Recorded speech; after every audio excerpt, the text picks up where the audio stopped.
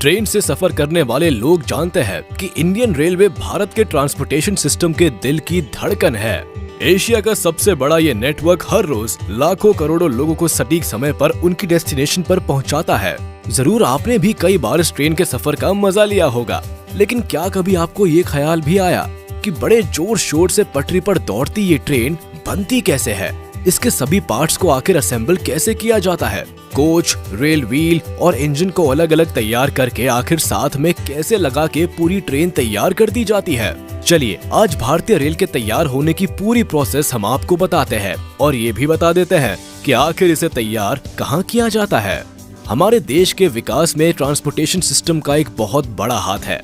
एक दौर था जब भारत रेल इंजन विदेशों से खरीदता था, लेकिन आज हमारा देश इंजन तो क्या पूरी ट्रेन को असेंबल करने में सक्षम है। जी हाँ, आपको रोज कम खर्च में सफर करने वाली ये ट्रेन भारत में ही असेंबल होती है। इसे बनाने और जोड़ने का जिम्मा भारत की कुछ कंपनीज पर होता है। वैसे बता दे कि एक ट्रेन को बनाने में कई चीजों का ख्याल रखा जाता है। इसकी मैन्युफैक्चरिंग के कई चरण होते हैं। Full scale design train model से लेकर कोच के डिजाइन और असेंबल तक कई चीजों का ख्याल रखना जरूरी होता है। लेकिन इन्हें जोड़ने से पहले कोच, पहिए और इंजन को बनाया जाता है। ट्रेन में मजबूत पहियों की एक बड़ी जिम्मेदारी होती है। रोज रफ्तार से दौड़ने के लिए इनका परफेक्टली काम करना जरूरी होता है, इसीलिए इसे बनाने की प्रोसेस भी आसान नहीं होती है। ट्रेन के पहिए को बनाने के लिए सबसे पहले रॉड को बनाया जाता है। इसके लिए सबसे पहले उन्हें ब्लेड से छोटे छोटे टुकड़ों में काटा जाता है। फिर इन्हें मैग्नेट्स की मदद से मूव करके कंडक्शन में रखा जाता है। कंडक्शन के अंदर रॉड 15 मिनट में गर्म हो जाती है, जिसके बाद उन्हें कन्वेयर बेल्ट की मदद से मूव करके दूसरी कंडक्शन मशीन में रखा जाता है। ऐसा रॉड के टेम्परेचर को बढ़ाने के लिए किया जाता है ताकि इन्हें परफेक्ट शेप और साइज दी जा सके। इस प्रक्रिया के बाद रॉड को बाहर निकालकर एक आर्म में रखा जाता है, जहां एक भारी भरकम प्रेस रॉड को आकार देने का काम करती है। लगातार 2 बार प्रेस करने से रॉड पहिए की परफेक्ट शेप में आ जाते हैं। खैर अभी काम खत्म नहीं होता, क्योंकि आगे रोलर प्रेस की मदद से पहियों को प्रेस किया जाता है ताकि वह पटरी पर चलते हुए अपने ग्रिप बनाकर दौड़ सके। पहिए को एक शेप देने के बाद बारी होती है उसके बीच के हिस्से को काटने की। इसके लिए पहियों को दूसरी रोलिंग प्रेस मशीन पर रख दिया जाता है और उसके बीच के हिस्से को काट दिया जाता है। इसके बाद पहियों की लंबाई को नापकर उन्हें पानी में ठंडा होने के लिए छोड़ दिया जाता है। पहियों के नॉर्मल टेम्परेचर पर आते ही उन्हें एक परफेक्ट डायमेंशन में लाने के लिए उनकी रिम और एजेस पर काम किया जाता है। मशीनरी की मदद से जब पहिए सटीक आकार में आ जाते हैं, तब इन्हें टेस्ट किया जाता है। अगर टेस्टिंग में पहियों का आकार और क्वालिटी अच्छी होती है, तो उन्हें तैयार करके ट्रेन के साथ असेंबल करने के लिए अगली फैक्ट्री में भेज दिया जाता है। पहियों के बाद अब बात करें इंजन की, तो ट्रेन में इंजन का अहम हिस्सा होता है। इसी के दम पर ट्रेन रफ्तार से दौड़ पाती है। इन इंजन को प्राइम मूवर भी कहते हैं।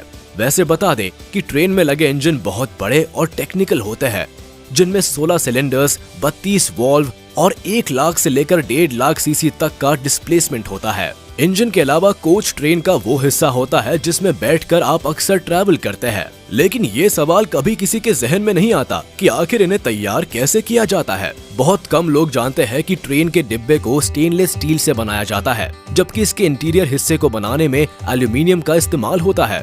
दरअसल कोच को बनाने के लिए बड़ी बड़ी शीट्स को जोड़ा जाता है। इस काम में मैन पावर भी काफी लगती है। सबसे पहले डब्बों के सभी हिस्सों को अलग अलग तैयार किया जाता है। जब इसकी एक बॉडी तैयार हो जाती है, तो उन्हें साथ में असेंबल किया जाता है।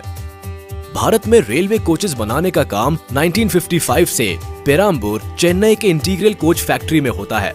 यहाँ रेल डब्बों की मैन्युफैक्चरिंग के हर हिस्से पर काम होता है। इनके मॉडल से लेकर बॉडी असेंबली और टेस्टिंग का पूरा ख्याल रखा जाता है। जब कोच की बॉडी तैयार होती है, तो उसे पेंटिंग के लिए भेज दिया जाता है।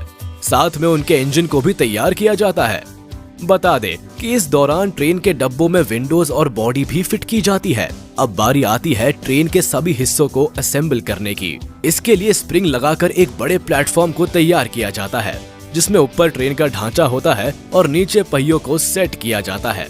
ध्यान रहे, ट्रेन के मॉडल के हिसाब से पहियों को चुना जाता है। पहिए लगाने के बाद इसमें केबल्स के सारे काम को अंजाम दिया जाता है। साथ ही इसके इंटीरियर को भी जोड़ा जाता है। सीट से लेकर टॉयलेट, कैबिन और एयर कंडीशनिंग की सारी इक्विपमेंट्स को लगाया जाता है।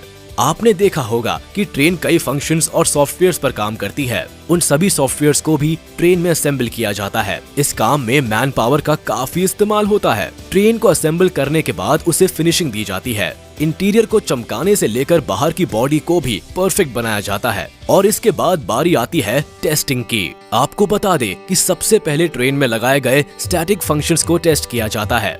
साथ ही साथ लो स्पीड में इसके डायनामिक टेस्ट को भी कंडक्ट किया जाता है। कंप्यूटर के जरिए भी ट्रेन के सभी इक्विपमेंट्स को क्रॉस चेक किया जाता है ताकि गलती की कोई गुंजाइश ना रहे। फैक्ट्रीज में ट्रेन को असेंबल करने की ये प्रक्रिया जानने के बाद आप ये तो समझ ही गए होंगे कि एक सफल और जिम्मेदार ट्रांसपोर्टेशन सिस्टम को बनाना आसान नहीं है। भारत में ये काम कुछ कंपनीज को सौंपा गया है।